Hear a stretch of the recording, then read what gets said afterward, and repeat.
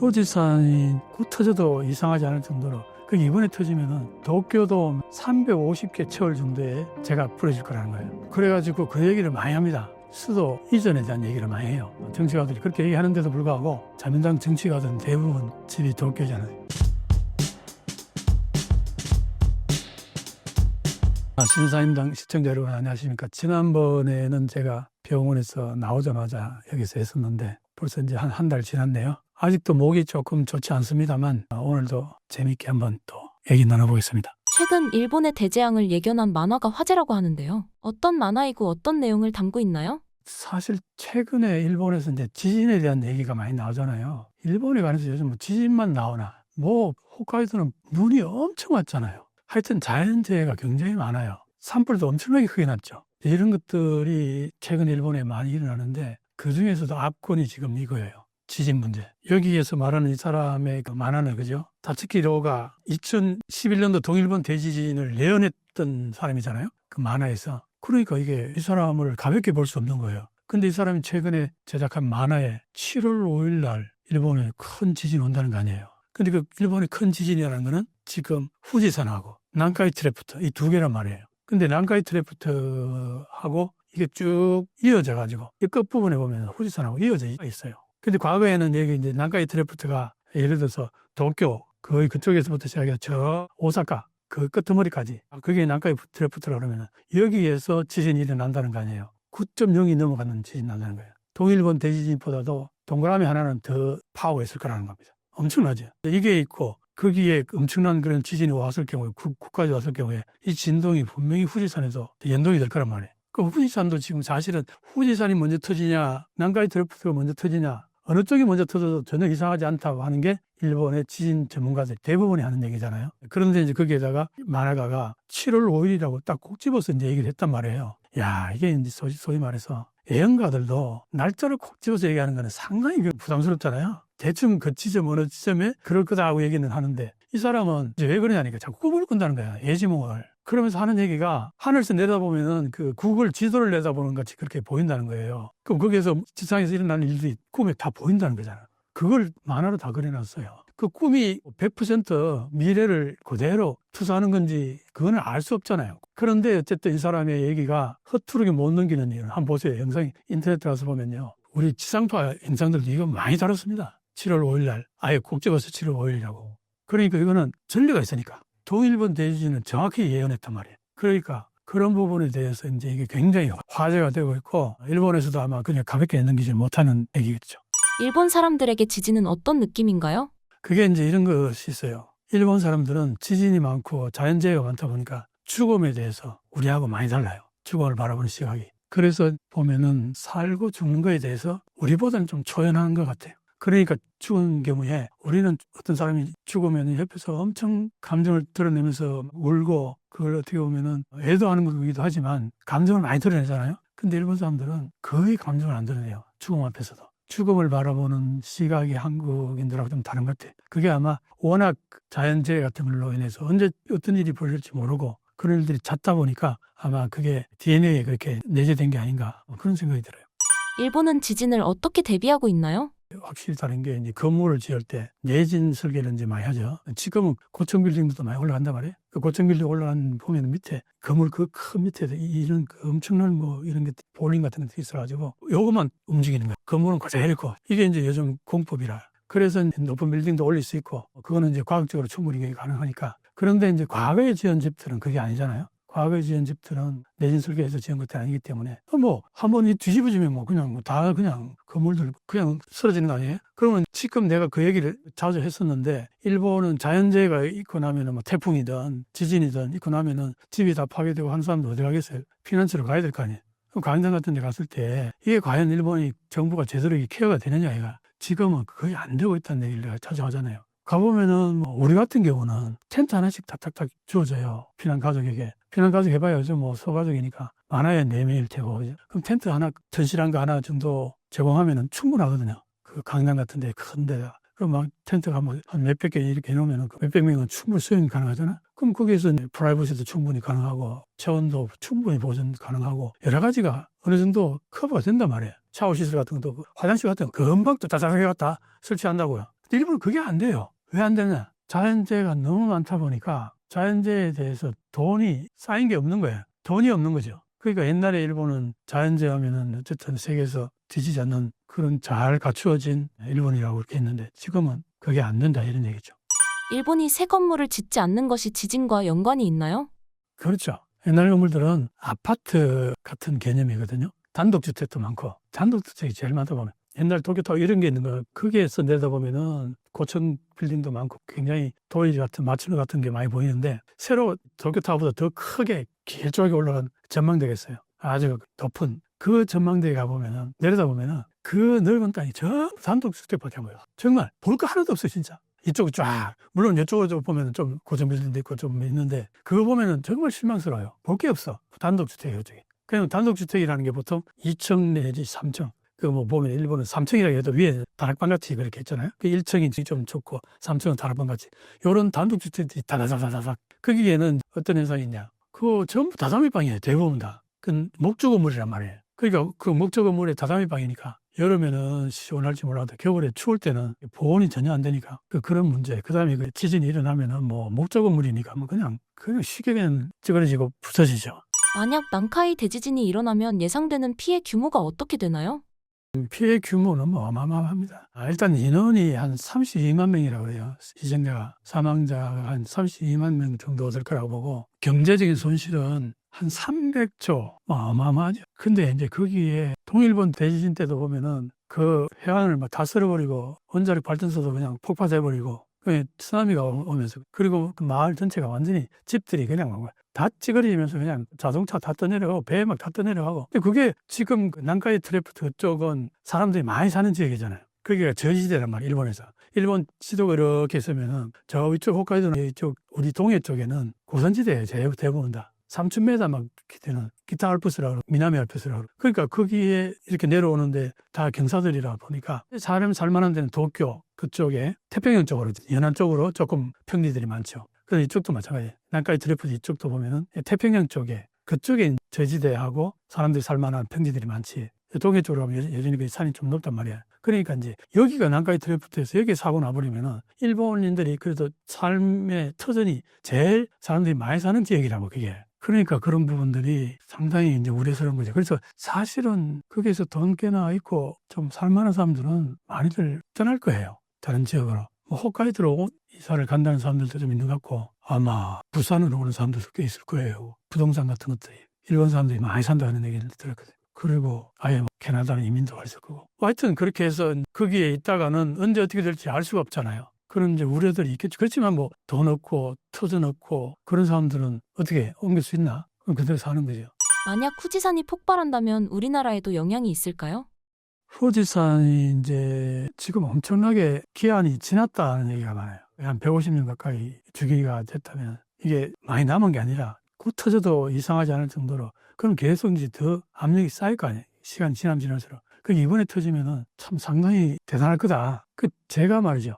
제가 어느 정도냐면은 도쿄도 350개 채울 정도의 재가 부러질 거라는 거예요. 화산재가. 그게 도쿄에 전체가 부러졌다 치자. 3cm만 돼도 지하철이고 뭐고 못 다닐 뿐만 아니라 전기가 다 끊어질 거라는 거예요. 그렇게 되면은 도쿄 시내 기능, 삶의 터전 자체가 기능이 마비가 돼버린 거예요. 전기가 없으면 3층, 5층, 10층만 돼도 매일 그걸 할 수도 없고 물은 어떻게 하며 삶이 안 되잖아요. 그럼 어디 다 피난을 가야 되는데 2,500만 정도 피난을 가야 되는데 계산해보면 현재로서는 한 500만 명 정도는 갈 데가 없다는 거예요. 한 2천만 명 정도는 어떻게 수행이 되는데 이런 현상이 벌어지게 되면은 일본 경제가 어떻게 될 것 같아요? 완전히 망가지는 거죠. 그냥 그 죄를 어떻게 할 거예요? 그거 다 치우는데 시간이 어떻게. 그러니까 이게 도시 기능이 마비돼버리고 제일 도시 도쿄가 그렇게 마비돼버리면은 어떻게 상상이 안 가는 거죠.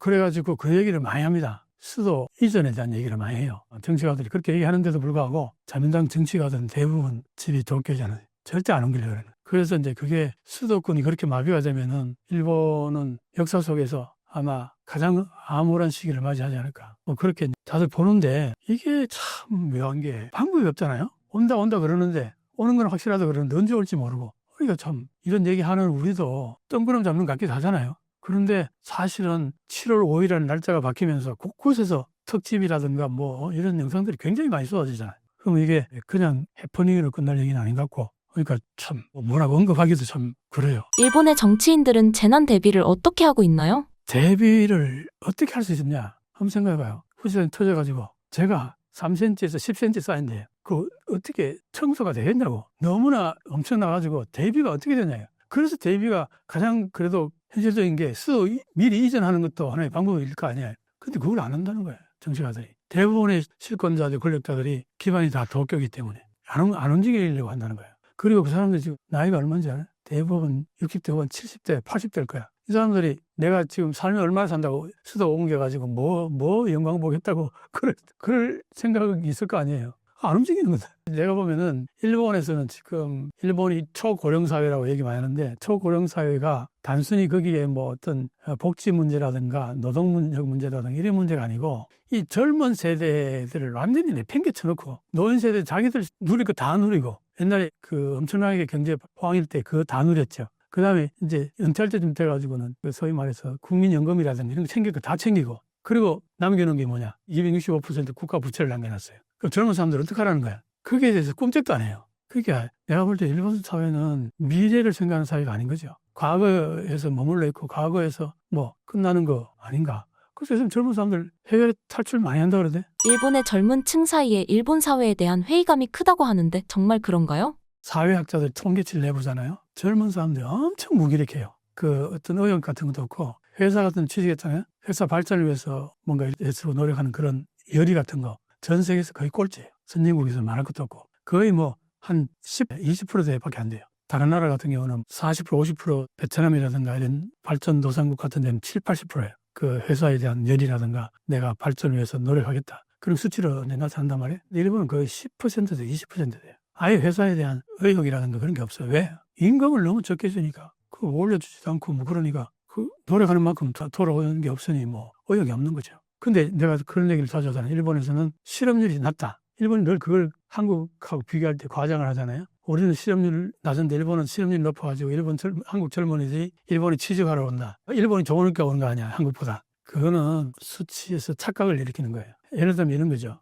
200만 원 주고 고용을 하느냐, 150만 원 둘을 고용하느냐, 이거예요. 일본에서는 150만 원 주고 둘이 고용하고 그 임금에서 거의 머물러 있는 문제고 한국은 200만 원. 그러면 한 사람은 고용 못 할 거 아니에요. 300만 원밖에 없으니까. 그러면 이 사람은 딴 데 또 고용도 할 수 있을 거고 어쨌든 노력할 거란 말이에요. 그리고 이제 또 회사가 200만 원 주면은 이 친구는 150만 원 받는 친구보다는 회사에 공헌하려고 그러고 노력할 거 아니에요. 그럼 회사가 발전한단 말이에요. 부가가치가 높아질 거 있잖아요. 거기서 커지면은 또 고용할 수 있는 여력이 생기고 이런 게 있는데 일본은 150만 원 아주 낮은 임금에다 눌러버리니까 내가 방금 얘기했듯이 의욕이 없는 거예요. 회사에 공헌하고 싶은 거예요. 그냥 한번 들어갔다 하면 자르지를 않으니까. 일본이 그 고용이 그래서 고용이 실업률이 낮다는 거 아니에요. 들어갔다 그러면 일단 자르지를 못해요. 그러니까 이제 의욕이 안 생기는 거예요. 부가가치가 안 높아지는 거예요. 그래서 좀비 기업이 그렇게 많다는 거예요. 일본에 60, 70%가 좀비 기업이라는 거예요. 그 얘기는 뭐 계속 나옵니다. 그러니까 이제 일본이 젊은이들에게도 사실은 인센티브를 많이 줘야 되는데 그게 안 되니까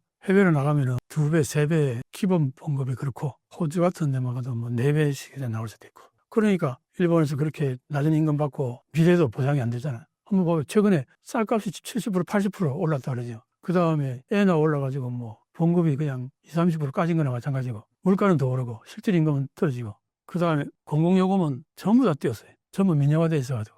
그러니까 낮은 봉급에 나가는 돈이 너무 많으니까 실질 내가 손에 쥐게 되는 봉급이 너무 적은 거야. 그러니까 이 사람들이 의욕이 있겠어요. 차라리 뭐 회사 그만두고 아르바이트 같은 거 하든가 아니면 해외 나가서 그냥 워킹 홀리데이 같은 거 하면서 돈 벌려고 그런 현상들이 지금 굉장히 많이 벌어지고 있다 이게. 일본의 낮은 임금 문제는 오랜 기간 제기되어 왔는데 왜 고치지 않는 걸까요? 그게 이제 처음 메커니즘이 이렇게 됐어요.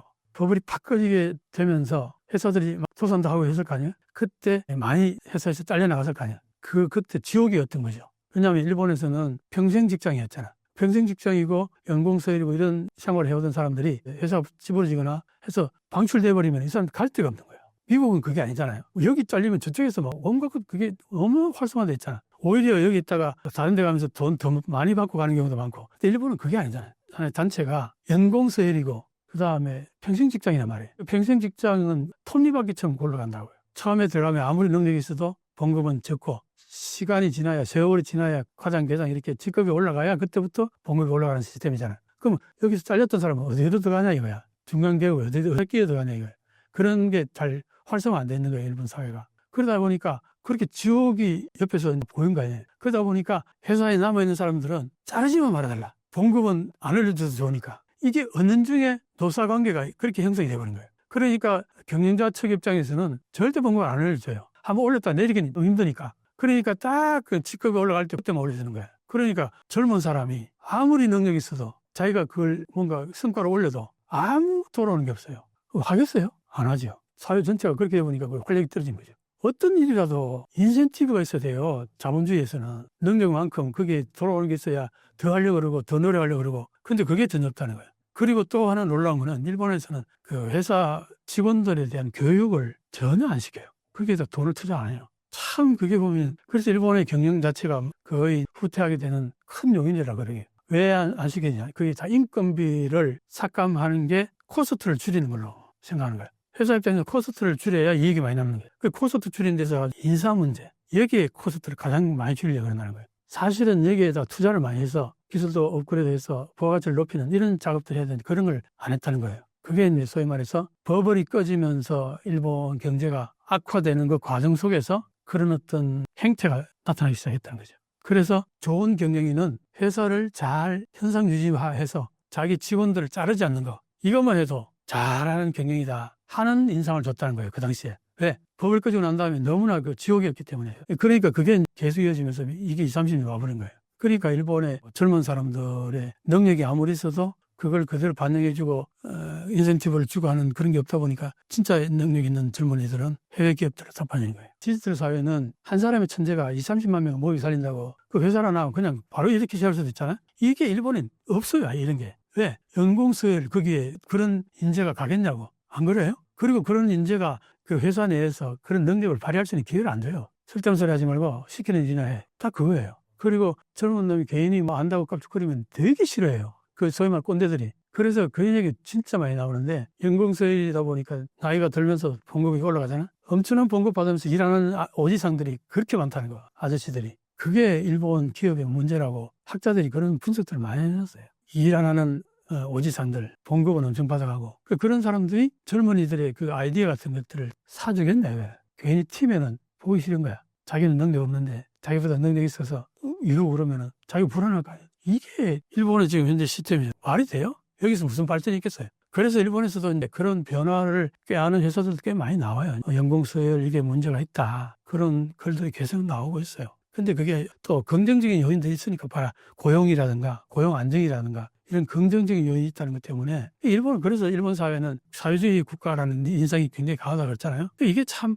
근데 일본은 사회주의 국가 같은 시스템을 가지고 있으면서 공공요금들은 예를 들어서 전기, 그 다음에 수도 뭐 이런 것들 전부 민영화해버린다. 수도과 전기료 이런 것들이 폭등하는 거야. 교통비는 어떻고? 교통비도 그것도 전부 민영화했잖아요. 지하철 같은 민영화. 그러니까 우리 지하철보다 좀 멀리 가면요 5배 정도는 비쌀 거예요. 일본에서 매년 히트쇼크에 대한 문제가 제기되는 이유가 무엇인가요? 히트쇼크라는 게 정식 그 뭐 의학 용어는 아니라고 그러던데 어떤 현상이냐면은 추운 데 있다가 갑자기 따뜻한 데 가서 온도차가 너무 급격히 일어났을 경우에 쇼크가 온다 이거예요. 예를 들어서 우리는 아파트에 샤워하러 들어가잖아. 그럼 아파트 온도가 따뜻하니까 옷을 벗어도 크게 몸이 춥거나 그렇지 않잖아. 이제 뭐 샤워도 하고 아니면 목욕탕 들어가서 하면 되는데 목이 따뜻하게. 근데 일본은 어떠냐? 방 안이 되게 춥단 말이에요. 이거 이제 다다미 방이니까 다다미 방에는 그 겨울에 온도가요. 바깥 온도하고 거의 차이가 없어요. 집 안의 온도가. 그 온도가 보존 안 하거든. 안에서 뭐 예를 들어서 전열기를 틀었다 해도 끄는 순간 그냥 사라져버리고 온도가. 온기가. 그러니까 이제 예를 들어서 겨울에 어쨌든 추우니까 이제 물을 받아가지고 따뜻하게 몸을 녹인단 말이에요. 거기서 들어가기 전까지 춥잖아. 옷을 벗으면 한기가 들어온단 말이에요. 그러다가 따뜻한 뜨거운 물에 푹 들어가는 순간 소위 말해서 혈관이 늘어난다는 거예요. 밑에 따뜻하게 갑자기 늘어나면 어떻게 돼? 혈압이 낮아지면서 밑으로 쏠릴 거 아니야. 혈액이. 그 머리에 있는 혈액이 밑으로 내려간단 말이에요. 그래서 여기서 이제 약간 멍해진다는 거죠. 그러면 순식간에 잠깐 정신이 잃을 수도 있다 이 얘기예요. 그걸 이제 히트쇼크라고 하는데 물 앞에서 정신을 잃어버리면 어떻게 돼요? 전부 코 박아버리면 그냥 가는 거예요. 그래서 가끔 그 목욕탕에서 그냥 사망한 걸로 이렇게 나오는 경우도 많잖아요. 그게 이제 히트쇼크. 그리고 뭐 그 원천 같은 데도 그렇게 원천 물이 되게 뜨겁잖아요. 그 온천 밖에 어때요? 추울 거 아니야. 그러는 것들. 그러니까 이제 일본에 워낙 온천이 많으니까 그런 게 경우의 수가 많으니까 막 그 히트쇼크 나오는 아무래도 횟수가 많겠죠. 그런 것 때문에 그러는 거고, 그거는 이제 그건데, 이제 뭐 일본이 집이 추워가지고 집에서 그냥 동사하는 경우들이 많다는 거예요. 일로 하신 분들이 아침에 자고 일어나면 뭐 동사되는 거죠. 추우니까 몸이 추워서. 그거 왜 그러냐 하니까 아까 이제 얘기했듯이 일본은 전부 다다미빵이란 말이에요. 다다미빵은 기본적으로 겨울에 크게 춥지 않은 걸 전제로 해서 만들어진 집이란 말이에요. 근데 사실은 도쿄 같은 경우도 살아보니까 도쿄는 한 5도 정도가 최하 온도였어요. 내가 살 때는. 지금도 아마 거의 그럴 거예요. 영하로 떨어지는 경우가 거의 없어요. 도쿄 정도만 돼도. 근데 도쿄만 있나? 우리 위로 올라가면 홋카이도도 하여튼 그렇겠죠. 그쪽으로 가면 엄청 추울 거 아니야. 그게 다다미빵인 거 완전히 그건 쥐약일 것 같으네. 그러면 이제 난방을 어떻게 하느냐 이거야. 그럼 에어컨 이런 게 저런 게 하나 달려있어요. 저런 게. 그런데 저런 게 하나 있으면 밤새 틀 수 없잖아. 전기세 때문에. 그러니까 이제 일본이 전기세 때문에 전기세가 최근에 얘기 들어보니까 철망급 틀어버리면 35만 원, 40만 원 나온대 한 달에. 한국은 내개 같은 경우에 지금 에어컨은 물론 틀지도 않지만 온돌방 보일러 같은 것도 기껏해야 5만 원, 7만 원 겨울에 10만 원 안 나와요. 근데 일본은 35만 원이 평균이래. 근데 일본은 보험금을 많이 받나요? 그러니까 못 틀지요. 특히 노인네들은 돈이 얼마 어디 있어서 그 틀겠냐고. 그리고 이제 또 하나는 동일본 대지진 때 원자가 폭발을 하면서 그 이후로 원자를 전부 가동을 중단했단 말이에요, 일본에. 그러니까 아무래도 전력이 이제 팍 떨어졌을 거 아니에요. 전체 가동할 수 있는 전력이. 그러니까 더더욱이나 정부 입장에서는 이걸 모든 국민들이 더울 때 막 에어컨 빵빵 틀고 추울 때 난방 빵빵 틀고 이게 안 되는 거예요. 그러니까 조금 자제해달라고 방송을 하고 광고를 하죠. 그러면 이제 돈 없는 사람들이나 아니면 노인네들은 또 그렇게 또 따라요. 이제 그게 결국은 동사로 이어질 수도 있는 아주 위험하다는 거죠. 그래서 그게 1년에 뭐 10,000명이 넘어갈 수도 있고 동사가 여름에는 더워서 에어컨 못 틀어서 더워서 열사병으로 죽는 경우도 거의 비슷하게 겨울과 여름의 온도 때문에 그걸 에너지가 충분하면은 전기료를 국가가 운영해서 싸게 해주면은 그런 일이 있겠어요. 그거 다 민영화하는 바람에 그런 부분이 있다고 나는 보거든요. 그래서 하여튼 지금 일본의 여러 가지 시스템들이 참 일반 서민들이 살기에 참 팍팍해졌다. 그런 생각이 듭니다. 일본의 목조주택이 주거 환경에 미치는 영향이 무엇인가요? 당연하지. 목조 건물에다가 자담이 그다음에 뭐 벽돌이고 해드치는 그런 거잖아요. 이게 온도를 예를 들어서 안에서 뭘 대표했다 그러면 온도를 지키는 그런 시스템이 전혀 아니란 말이에요. 창호지 문이잖아. 문도. 우리 같으면 아파트가 이중창이라든가 이러면은 사실 온도 차단이 되잖아. 방출이. 일본은 전혀 그게 안 된단 말이에요. 그러니까 뭐 그냥 바로 통과지. 그러니까 방 안에서 뭐 고다츠라든가 전열기를 계속 가동할 때는 그 정도 열이 내 몸에 오겠지만 그걸 끄는 순간 거의 제로로 돌아가버려요. 그래서 문제가 생기는 거 아니에요. 그게 전통이었다고. 다다미방이 전통이잖아. 그러니까 혹독하게 추위는 뭐 일본 사람들이 견뎌온 건데 그게 이제 기후 변화가 생기면서 이 이제 시스템이 이제 문제가 있다 보는 거죠. 추울 땐 너무 또 춥기도 하고 옛날에는 그렇지 않았는데 더울 땐 또 너무 덥기도 하고 뭐 이런 게 그렇게 되면 이제 집 구조를 이제 바꿔야 될 거 아니야. 근데 지금까지 있던 그 집을 다 뜯어내고 난방을 한다든가 하는 돈이 어마어마하게 들 거 아니에요. 돈 있는 사람들은 이제 맨션을 지어가지고 맨션을 들어가서 거기서 난방 같은 거 하세지 지금은. 돈 있는 사람들은 그렇게 지금 다 살 거라고요. 근데 그게 안 되는 사람들은 그 사람들은 그걸 다 집을 뜯어내고 새로 집을 지어서 온도를 맞추고 그 맨션으로 만든다든가 그러면 모를까. 그게 쉬운가? 그러니까 그걸 지금 견디면서 사는 거죠. 경제적인 게 문제인 거죠. 단독주택들이다 보니까 아파트는 보일러 같은 것들이 한꺼번에 다 하기 때문에 이게 효율적이잖아요. 그렇게 돈이 많이 안 들잖아요. 아마 몇백 세대가 한꺼번에 하기 때문에 보일러 큰 거 해가지고 같이 연결해버리면 시스템화 돼가지고 충분히 코스트가 엄청 낮아질 수 있는데 일본은 단독주택들 전부 그거 하나씩 다 설치하려고 그래봐요. 어마어마한 돈이 드는 거죠. 비효율적인 거죠. 그런 문제들 때문에 지금 현재 일본에서 동사도 나오고 열사병도 나오고 그런 거예요. 아마 옛날에도 조금은 있긴 있었을 거예요. 왜냐하면 그게 컨트롤이 안 되니까. 우리는 난방이라는 게 컨트롤이 되잖아요. 추울 때는 보일러를 떼고 온도를 있고 한국은 여름에는 열사병 걸릴 정도로 덥지 않아요. 그렇잖아요. 근데 일본은 엄청 더워요. 그러니까 열사병이 걸릴 수도 있는데 에어컨 같은 게 있으면 좋죠. 근데 그게 과거에는 돈도 많고 에너지 문제가 없을 때 그때는 국가가 다 관리했고 그때는 빵빵 틀었겠죠. 그러니까 그런 문제 없었는데 내가 얘기하는 게 민영화되고 나서 에너지 가격이 폭등을 하고 뭐 그런 것들을 하고 연관되어 있지 않겠어요. 최근 일본의 쌀값 대란이 발생한 이유가 무엇인가요? 일본은 기본적으로 오랫동안 쌀이 부족했던 나라예요. 그 역사를 거슬러 올라가 보면은 흉년일 때는 아사하는 사람들이 그렇게 많았다고 합니다. 그랬는데 그게 1947년 그 무렵에 전쟁을 치르잖아요. 전쟁을 치르면서 노동력이 부족할 거 아니에요. 농사 짓는 사람들이. 그러니까 정부가 쌀을 관리를 했어요. 식량관리법이라고 법을 만들어가지고 정부가 비싸게 사가지고 싸게 공급을 해주는 거야. 국민들에게. 그걸 1995년까지 했더라고요. 그렇게 해왔는데 그때는 그래도 정부가 배급 형식이니까 거의 굶거나 돈 많은 사람은 잘 먹고 돈 적은 사람은 못 먹고 이런 건 없었어요. 근데 이제 그게 이제 어떤 현상이 벌어지냐니까 그때까지는 그렇게 했는데 70년대 초반 그때부터 소위 말해서 비료하고 농약이 성능이 기가 막히게 좋아가지고 완전히 산출이 폭증을 한 거예요. 폭증을 하니까 어떻게 돼?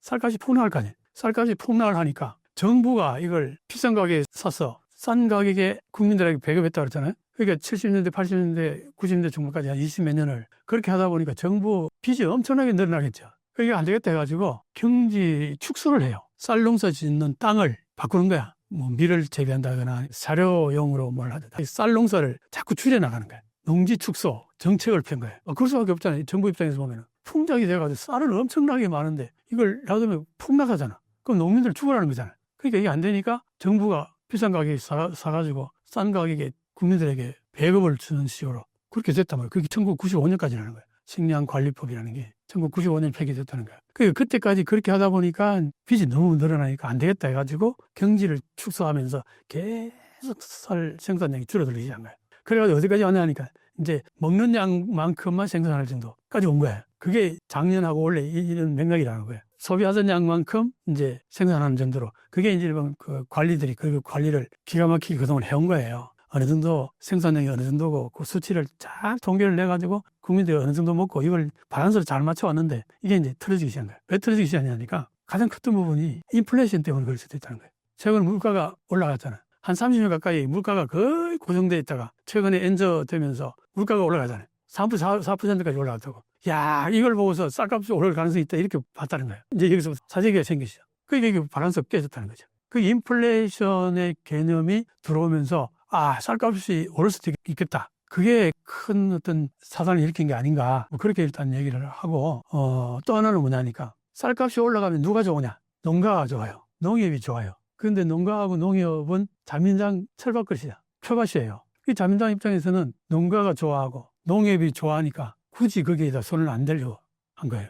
그러니까 반응이 늦은 거죠. 설마 이 정도까지 이렇게 될 줄 몰랐던 거지. 그런데 이게 제가 볼 때는 요즘 매수기라는 건 폭발한 거거든요. 사기 시작하면 누가 다 왕창 사고 이런 일이 벌어진 게 아닌가. 아직도 명확히는 몰라요. 이게 어디로 왜 사라졌는지 21만 톤 정도가 뭐 통계치로 볼 때 사라졌는데 어떻게 사라졌는지 아직도 정확히는 몰라요. 정부도. 그러니까 이런 이제 현상이 벌어지다 보니까 이게 쉽게 해결될 문제가 아닌 거예요. 왜냐하면 이미 농가들은요 전부 완전히 영세농으로 다 바뀐 거야. 갑자기 이게 생산량이 늘어날 그것도 별로 안 보이는 거지. 그러니까 이게 지금 소위 말해서 비축미를 방출한다 하더라도 비축미가 거기에 또 정부가 들어간 돈도 있고 하니까 싸게 내놓을 수가 없다는 거예요. 그래서 이거 내놔봐야 한 10% 정도 싸게 나오거나 그러면 물론 이게 사실은 한 40, 50% 정도 싸게 정부가 팍 때리면은 이걸 사는 사람이 확 몰리면은 매점 매석하려고 사놨던 사람들이 더 떨어지기 전에 내놓을 수도 있잖아. 이런 작용을 일으켜야 되는데 내가 보니까 10% 정도밖에 싸게 안 한다 그러면은 이게 안 내놓을 거라고 보거든요. 이런 것들이 잘 조절이 아직도 안 되는 거 보면은 이게 쉽게 해결될 것 같지 않다. 그런데 지금 일반인들의 입장에서는 70%, 80% 비싸요. 쌀값이. 그래가지고 일반 가정들은 자녀가 몇 명만 있어서 외식을 못 한대요. 쌀값이 너무 비싸가지고 집에서 밥해 먹기 바쁘다는 거예요. 근데 이게 쉽게 해결될 것 같지 않다는 거예요. 야, 이게 일본에서 있을 수 있는 얘기냐고. 근데 그게 이제 또 어떤 의미에서 쌀이 그렇게 됐냐니까 그거는 이제 이런 것도 있어요. 러시아가 우크라이나를 공격하면서 우크라이나에서 거기 엄청나게 곡물을 많이 수출하잖아. 거기 이제 밀 같은 게 가격이 폭등한 거야. 그러니까 이제 일본에서는 밀가루 음식 좋아하잖아요. 근데 그쪽을 그렇게 많이 먹었는데 옛날에는 130kg인가 1년에 먹었다 그러면 그게 지금은 한 50kg, 55kg 정도밖에 안 돼. 일반 가정에서. 그렇게 많이 축소가 됐다가 밀가루 가격이 뛰니까 쌀 쪽으로 식사를 옮겨온 거야. 쌀 소비량이 늘어난 거 아니야. 이런 것도 있고 관광객이 엄청 많잖아요. 관광객도 스시라든가 쌀을 아무래도 많이 먹는다는 거예요. 뭐 그것도 영향이 좀 있을 것 같고 이게 여러 가지가 이제 겹쳐가지고 어쨌든 그게 정폭작용을 일으킨 것 같아요. 쌀 가격이 오를 가능성이 있다고 이제 본 거야. 그게 소위 말하는 쌀 장사하는 사람들이 민감하게 본 거지. 그러니까 이제 그걸 매석한 게 아니냐 그런 얘기예요.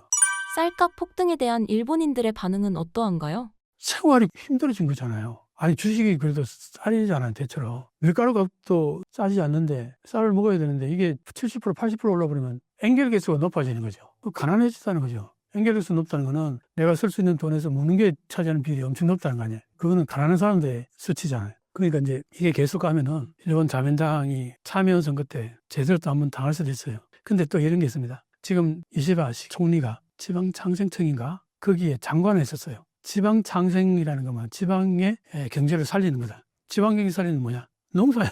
거기다가 세금도 많이 좀 퍼주고 해서 지방을 살리자 이거예요. 그런 맥락이니까 이번에 그 쌀값이 오르고 그러면 어때요? 지방 농가가 좋아하지 할 거 아니에요. 농협도 좋아할 거 아니에요. 그러니까 이게 내가 민감하게 반응 안 했던 것 같아요. 그런 게 다 맞물려서 그렇게 나타난 거 아니냐. 근데 어쨌든 지금 너무 올라가지고 이제 어쩔 수 없으니까 이제 21만 톤을 쏟아낸다. 이게 또 안 내려가면 또 더 쏟아내고 막 할 거예요. 뭐 하여튼 그런 상황인데, 야, 이게 일반 국민들 입장에서 엔저에다가 봉급은 안 오르고 실질 임금은 떨어지는 데다가 물가는 그렇게 오르고 전기료 그렇게 오르고 교통비 그렇게 비싸고 생각이 어떨 것 같아요? 죽을 맛일 것 같아요. 일본의 젊은 세대는 선진국이었던 일본을 몰라서 한국이 선진국인 줄 안다고 하는데 사실인가요?